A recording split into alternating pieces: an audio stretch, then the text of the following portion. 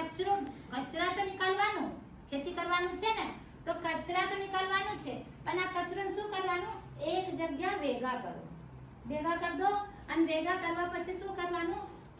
कोनामां, खेतरना कोनामां બધા લઈ આવો ને એક ખેતરના કોનામાં રાખો, કોનામાં રાખો અને આ ઢગલાના ઉપર કદાચ એકાદ બાલટી પાણી ડાલવાનું હોય, પાણી એક ડોલ નાખી દો, 2 दिन 3 दिन ના અંદર થોડું પાણી નાખતા રહો, તો શું થશે? આ થોડું કોવાઈ જશે, બધા તો નહીં કોવાય પણ થોડુંક નરમ થઈ જશે, બરાબર?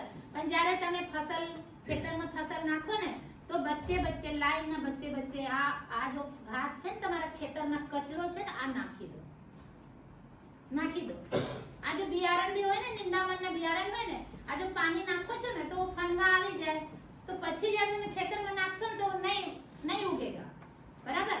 આ આચ્છાદન કહેવાય। આ આચ્છાદન કરી દેવા તો શું થાય?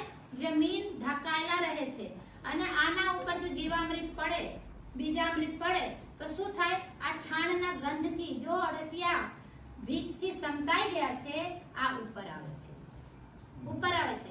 અને તમારા ખબર છે એ અળસિયા એક એવા જીવ છે, મહારાજા જીવ છે, મહારાજા।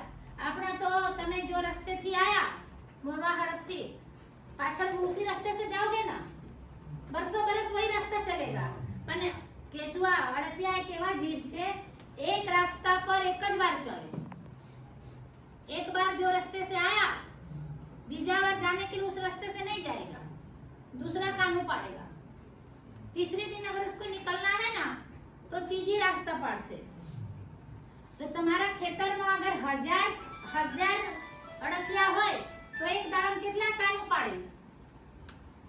एक आने का एक जाने का कितना पाड़े? 2000 कानू पाड़े, पाड़े कि नहीं पाड़े? तो तुम्हारा खेतर में जेटला अड़सिया थशे ने एटला कानू पड़से तुम्हारा खेतर में, केम कि वो नीचे जाएगा फिर ऊपर आएगा, बराबर ने?